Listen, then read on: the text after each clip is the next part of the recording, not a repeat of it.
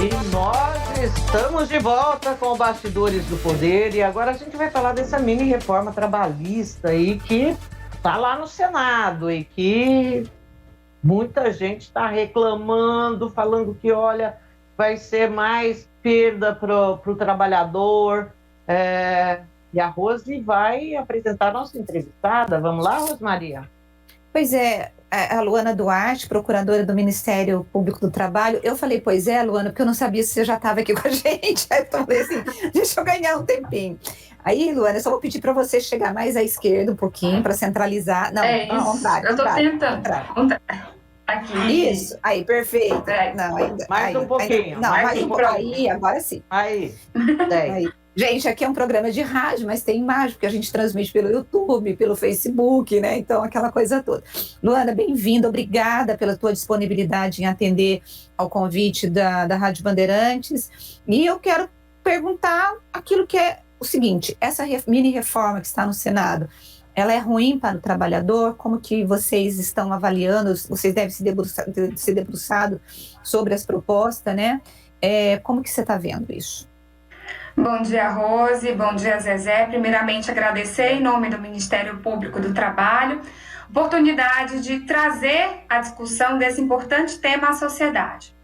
Sobretudo porque, a pretexto da edição de medidas específicas de renovação dos programas emergenciais de manutenção do emprego e renda, a princípio, uma medida provisória que contava com 25 dispositivos, ela virou um monstrengo por puro oportunismo na Câmara dos Deputados, passando a contar com 95 dispositivos, entre os quais foram inseridos um aprofundamento dos prejuízos trazidos na reforma trabalhista de 2017. Então, no contexto geral, ela é extremamente prejudicial para o trabalhador e, no primeiro momento, é importante frisar que ela padece do vício de inconstitucionalidade formal, porque a medida provisória ela tem um regime de análise pela Câmara e pelo Senado diferenciado, muito rápido, por conta do propósito da medida provisória, que é regulamentar situações de urgência e emergência. E a pretexto da renovação desses programas emergenciais, editados aí desde o início da pandemia, se inseriu dispositivos, por exemplo, de ordem processual trabalhista, que não tem nada a ver com esse contexto, com restrições ao acesso à justiça, com restrições também ao pagamento de horas extras para categorias que têm regimes de trabalho e jornadas de trabalho reduzidas por questões de ordem pública. Temos aí também 3 programas que trazem um malefício muito grande, um rebaixamento muito grande de direitos trabalhistas, que são o REQIP, que basicamente se propõe a ser um programa de requalificação profissional, mas com um rebaixamento tão vil de direitos trabalhistas que ele exclui o que é, digamos assim, primordial numa relação de emprego e que tem natureza de ordem pública, que é o próprio reconhecimento do vínculo, né? Então, ele permite, por exemplo, nesse REQIP, a pretexto dessa qualificação profissional, que o trabalhador sequer tenha os mesmos direitos dos empregados que devem ser registrados, né? Que são patamares mínimos que foram construídos aí historicamente, foram recepcionados pela nossa Constituição, vem sendo aí ao longo da última década, em especial da reforma trabalhista, objeto de ataque e mais rebaixamento. E não satisfeito com isso, a pretexto da análise de uma medida provisória, se intenta rebaixar e aprofundar ainda mais os prejuízos para os trabalhadores. A discussão da semana passada, né, como foi observado em toda a mídia, por isso que é muito importante esse espaço aqui de discussão pela sociedade, sobretudo porque essa medida ainda vai ser analisada no Senado, portanto, a mobilização popular é essencial. Semana passada, o debate na mídia se focou muito na questão do voto impresso, né, da discussão do voto impresso, quando já se sabia qual seria o desfecho, né? Então, essa discussão ela foi muito cortina de fumaça para a inserção desses contrabandos legislativos na análise da MP.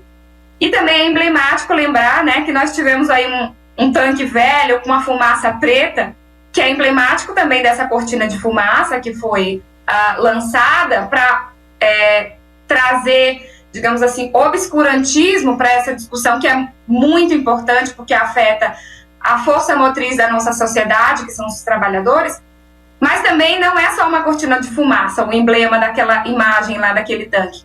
É uma tentativa, na verdade, é o símbolo da tentativa de asfixia da classe trabalhadora brasileira. Então, só com uma plena mobilização de toda a sociedade civil organizada, de todo o corpo social e, sobretudo, dos trabalhadores, e é óbvio, das instituições jurídicas também que lidam com o mundo do trabalho, como é o caso da Justiça do Trabalho, do Ministério Público do Trabalho, uma reação para que esses contrabandos legislativos, né, o que se chama até no meio legislativo de jabutis, eles não passem pelo Senado, Luana, porque trarão um aprofundamento de aspectos muito ruins trazidos pela reforma trabalhista.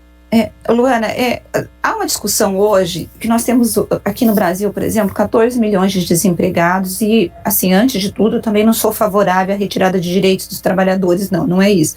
Mas também há uma discussão de que o mundo do trabalho ele está mudando e as relações trabalhistas também, e que haverá falta de emprego para a humanidade de forma geral e que isso precisa ser repensado.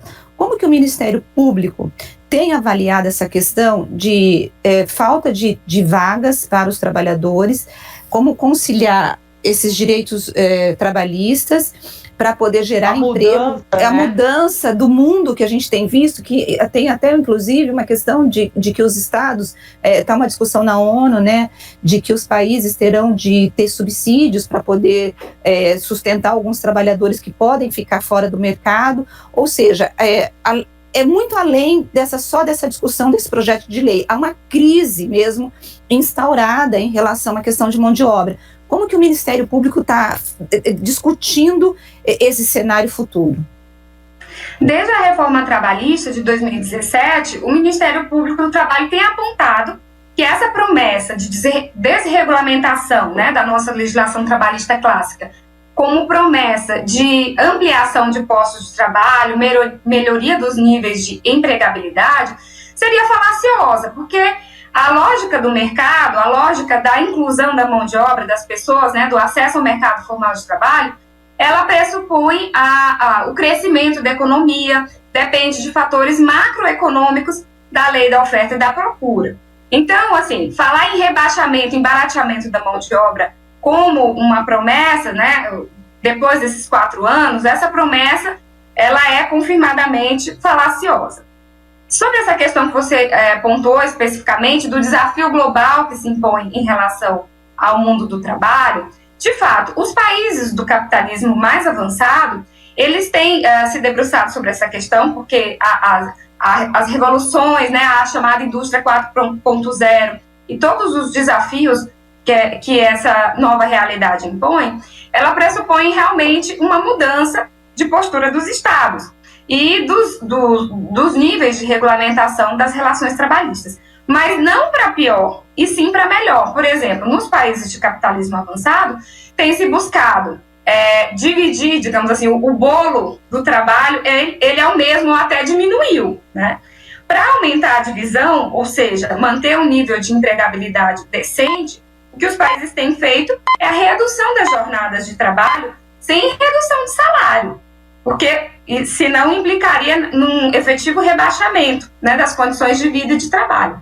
Sem lembrar que, por exemplo, no Brasil, que não é um país de capitalismo avançado, não há condições de competitividade em paridade de igualdade com esses outros países a nível de industrialização. Então, o que o nosso país tem que investir é no fortalecimento do mercado consumidor interno.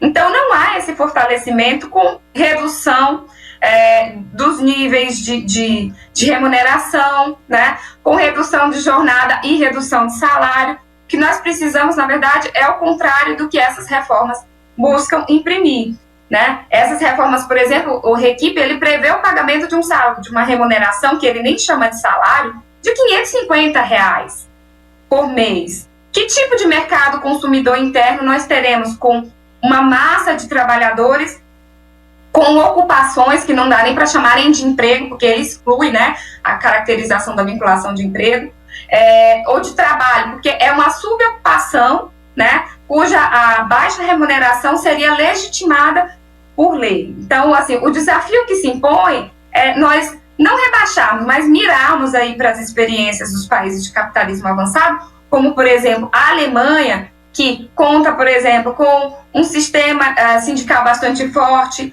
com um sistema de relações de trabalho regulamentado, inclusive com a justiça do trabalho muito similar à nossa, com o Ministério, órgãos que regulamentam, né, e que buscam o cumprimento da legislação trabalhista, a exemplo do que existe no Brasil, o Ministério Público do Trabalho. Porque só assim a sociedade se fortalece, inclusive o mercado consumidor se fortalece, né? Bom, Luana, em relação, então, a essas mudanças terem sido feitas aí por meio de uma medida provisória, o Ministério Público do Trabalho já prevê ações na Justiça contra quais pontos, ou são todos os pontos? Na verdade, são pontos muito substanciais. Basicamente, tudo aquilo que diverge da hipótese fática que justificou originalmente a edição da medida provisória vai ser objeto de ação de inconstitucionalidade.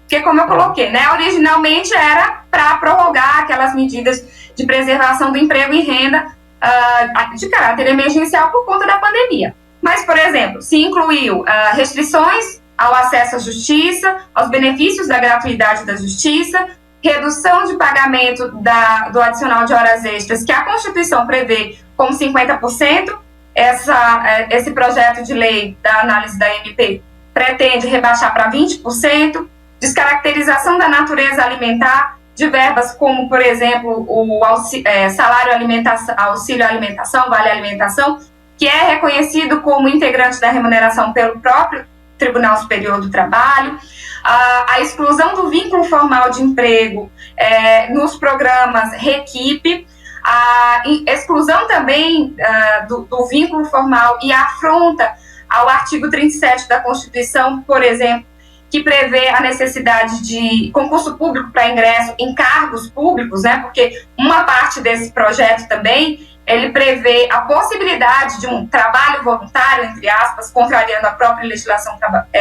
nacional sobre trabalho voluntário, que seria remunerado com um salário mínimo hora, prestado em favor de municípios, quando nós sabemos que esse ingresso só pode se dar por concurso público, e sem a garantia de nenhum dos direitos concedidos pela Constituição aos servidores públicos. Então, assim, é um rol bem exaustivo, acho que a gente nem teria tempo para abordar aqui todas as questões, mas essas questões, elas, inclusive, já foram todas pontuadas de forma bem breve e sucinta pelo Ministério Público do Trabalho em nota técnica que foi encaminhada ao Senado Federal, alertando aí todas essas inconstitucionalidades, tanto do ponto de vista formal, né, que é o primeiro passo, porque é importante dizer que o próprio STF já reconhece que é inconstitucional a inclusão de matérias estranhas ao objeto original de medidas provisórias, o que é o caso, evidentemente é o caso, né? Além de outras questões, né? A medida provisória, por exemplo, não poderia regular questões de processo do trabalho. E esse projeto de lei, de conversão em lei da medida provisória, ela atenta contra essa previsão constitucional. Bom, o duro é que o Supremo, às vezes ele diz que não pode, ou em outras vezes ele diz que pode, então a justiça nos deixa completamente perdidos também, né? Isso, por isso que é muito importante a mobilização para não deixar isso passar no Senado, né? Porque nós, infelizmente, não podemos assim, ter tanta segurança de que todas essas inconstitucionalidades que eu citei exemplificativamente vão ser barradas pelo Supremo. Essa confiança hoje não dá para ter mais, porque varia e varia muito. Sobretudo em matéria trabalhista. Em matéria trabalhista, o que a gente tem visto é nas ações aí questionando, por exemplo, as mudanças na reforma tributária, o Supremo tem dado ganho de causa para o governo. Acho que eu não vi nenhuma revisão do Supremo na reforma trabalhista. Tem alguma? Muito, muito pontuais, muito pontuais. A maior parte das questões passou a largo, assim. A principal foi a questão da insalubridade do trabalho da gestante, né? Foi uma das poucas vitórias do Ministério Público do Trabalho e da PGR, que é quem ajuiza as ações diretas de inconstitucionalidade com a assessoria trabalhista do Ministério Público do Trabalho. Hoje, Luana, olhando a reforma trabalhista, né, você já pontuou aí que essa massa de desempregados não foi resolvida com a reforma. Mas, assim, quando você faz uma avaliação do que foi a reforma e dos resultados, aonde você acha que impactou mais e de que forma impactou? Na verdade, ela só aprofundou o nível de precarização das relações do trabalho. Já existem estudos sedimentados, como, por exemplo, o CESIT, que é um núcleo aqui da Unicamp, que fez um estudo, né, passado alguns anos da reforma trabalhista. Então, assim, a promessa de criação de empregos não foi cumprida, pelo contrário, né, ela só proporcionou aí um rebaixamento das condições de vida e de trabalho e, portanto, o próprio prejuízo ao fortalecimento do mercado interno consumidor, né, porque, obviamente, as pessoas com menor nível de remuneração vão consumir menos, um enfraquecimento também do sistema de previdência social, porque esse aumento da precarização aumenta também o contingente de pessoas que está à margem do sistema de contribuição da previdência social, ou seja, atenta até contra também o que se prestou, o que se prometeu com a reforma previdenciária, dentre outros aspectos, né? O que a gente percebe hoje é que, por exemplo, a geração que é muito jovem, para as quais são direcionadas as modificações propostas pelo REQIP, que é o Programa de Requalificação Profissional, e pelo Priori, elas sequer conhecem uma realidade que talvez foi conhecida pelos seus pais, né? De um nível decente de empregabilidade ou de pelo menos um nível decente de direitos minimamente garantidos pela CLT e pela Constituição. Então, essa geração digamos assim, já ingressa no mercado de trabalho sob o manto da economia do bico, né, do trabalho plataformizado, sem nenhum tipo de segurança jurídica. E a reforma, ela aprofunda essas questões, né? Você acha que nessa mini-reforma que está no Senado, os jovens serão os mais prejudicados? Porque o que eu tenho visto, eu tenho lido muito, porque alguns direitos que estavam garantidos para eles hoje estão totalmente sendo retirados, né? Você acha que dentro dessa mini-reforma é essa massa que vai ser prejudicada? Sim, e isso chega até a ser cruel, né? Porque é uma massa que, naturalmente, pela falta de experiência anterior, oferece menos resistência a esse aprofundamento dessas lesões, né? E há uma concorrência, inclusive, proporciona, né? Vai proporcionar, nas palavras da professora Magda Biavaschi, uma concorrência intergeracional entre filhos, pais e avós. Porque o REQIP e o Priori, eles se destinam prioritariamente para as faixas etárias dos 18 aos 29 e a partir dos 55. Então, a população economicamente ativa, a massa da população economicamente ativa, que está entre os 30 e os 50 e poucos anos, ela vai ser preterida, já que o REQIP e o Priori, eles representam para o empregador um custo da mão de obra muito mais barato. E o projeto também, ele não prevê travas, ou seja, ele não prevê vedações de substituição da mão de obra regular, né, empregada sob o manto da CLT, né, o que a gente já conhece como o vínculo formal clássico, e ele não prevê a impossibilidade de substituição dessa mão de obra tradicionalmente empregada por essas novas formas. Então, o que pode haver ao longo desses 3 anos, se for aprovado, que é o prazo que ele prevê essas formas especiais de contratação, pode haver a substituição de até 40% da mão de obra regular da empresa sob essas formas de contratação totalmente precárias, né? Então, certamente os jovens... E ainda tem outro aspecto muito ruim. O REQIP, ele prevê que foi assim, um ponto central que está sendo assim, debatido pelo Ministério Público do Trabalho. Ele prevê que a empresa que contratar pelo REQIP é desobrigada do cumprimento da cota de aprendizagem. Ou seja, a contratação pelo REQIP, na verdade, poderia ser incluída no cômputo da cota de aprendizagem, sendo que são institutos totalmente diferentes. A cota de aprendizagem, de 5% a 15%, ela prevê uma série de direitos que não são garantidos pelo REQIP, prevê, sobretudo, a qualificação profissional, que tem que ser ministrada por uma entidade como as entidades do Sistema S, né, que tem um reconhecimento social muito grande, que já tem uma experiência consolidada. E no REQIP, essa formação seria dada, primeiro, pelo próprio empregador, o que dá ensejo aí a formações de fachada, e segundo, ele não teria esses direitos garantidos no contrato de aprendizagem. Então, para os jovens, especialmente aqueles de 14 a 18 anos, que segundo o IBGE, são os que estão mais vulneráveis às piores formas de trabalho infantil, em vez de eles serem contratados como aprendizes, a empresa vai contratar pelo REQIP, a partir dos 18 anos, né, vai tirar a vaga desse aprendiz, vai computar como aprendizagem e não vai ter nenhum aspecto da formação profissional metódica, que é oferecida pelas entidades do Sistema S, e nem o patamar mínimo de direitos garantidos pelo contrato de aprendizagem. Luana, só para a gente terminar a entrevista, como que o Ministério Público ele conversa com esse trabalhador? Por que eu estou fazendo essa pergunta? Porque às vezes eu acho assim, e eu posso estar errada e você pode me corrigir, que o trabalhador ele pode estar, assim, a gente teve toda uma mudança em relação ao relacionamento sindical nos últimos anos entre o trabalhador e o sindicato. Nós tivemos um sindicato muito forte lá nos anos 80, quando a gente tinha uma inflação absurda. Então, você tinha um sindicato forte, o sindicato foi perdendo esse protagonismo ao longo do tempo, e a impressão que eu tenho hoje é que o trabalhador ele se sente sem proteção alguma, né, por parte das instituições. Qual que é o papel do Ministério Público e como que o Ministério Público diz assim, não, eu estou aqui do lado, estou protegendo, estou lutando por vocês? Você acha que o trabalhador tem essa percepção ou ainda há uma distância muito grande entre vocês? Nós buscamos o encurtamento dessa distância, inclusive nesse contexto, né, utilizando massivamente das redes sociais, dos meios de comunicação em massa para chegar, né, à população qual é a nossa missão institucional.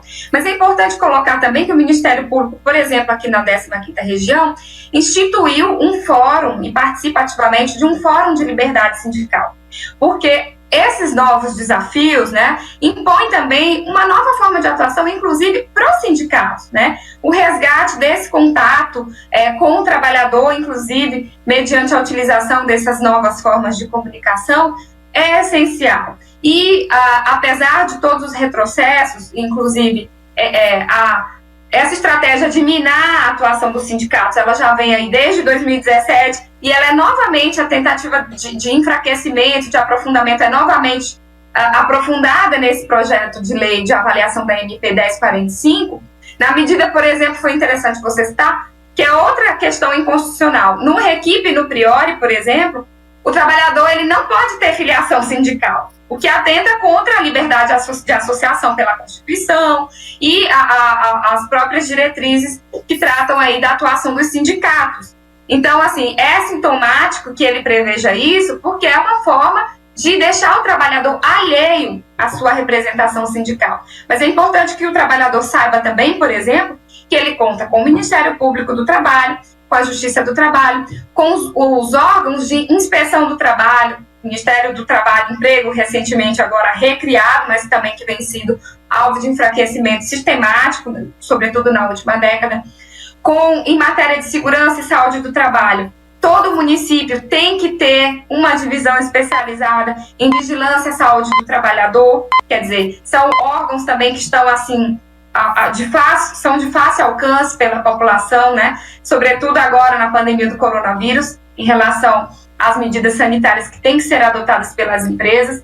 Então, são tempos difíceis, mas também que nos trazem reflexão da necessidade de fortalecimento das instituições, da articulação entre as instituições e também, sobretudo, do amadurecimento da sociedade, dos trabalhadores, para que eles realmente, de fato, possam oferecer resistência, porque esse processo histórico vivido ao longo da última década, ele mostra que é uma, digamos assim, é quase uma ideia fixa o rebaixamento do nível, né, das condições de vida e de trabalho, que inclusive a própria Constituição proíbe retrocesso, mas é o que nós temos visto ultimamente. Então, na minha visão, somente uma resistência organizada e aí de forma, inclusive, criativa pelos sindicatos, pelas instituições, é que vai trazer esse resgate e esse enfrentamento à justa altura. Bom, eu quero agradecer muito a Luana por ter falado aqui conosco hoje. E vamos aguardar aí no Senado a votação. E eu acho difícil passar esse projeto do jeito que está. E acho que, diferentemente do que foi feito na reforma trabalhista, eu acho que esse vai ter muita dificuldade no Supremo, inclusive. Mas eu quero te agradecer muito. Esperamos que nem chegue a passar, porque realmente é de uma excrescência assim, absurda e de um oportunismo muito grande. Né? Luana, muito obrigada, um bom dia para você e boa semana. Ótimo dia, ótima semana para vocês também, muito obrigada. Tchau, tchau. Tchau, Luana, obrigada.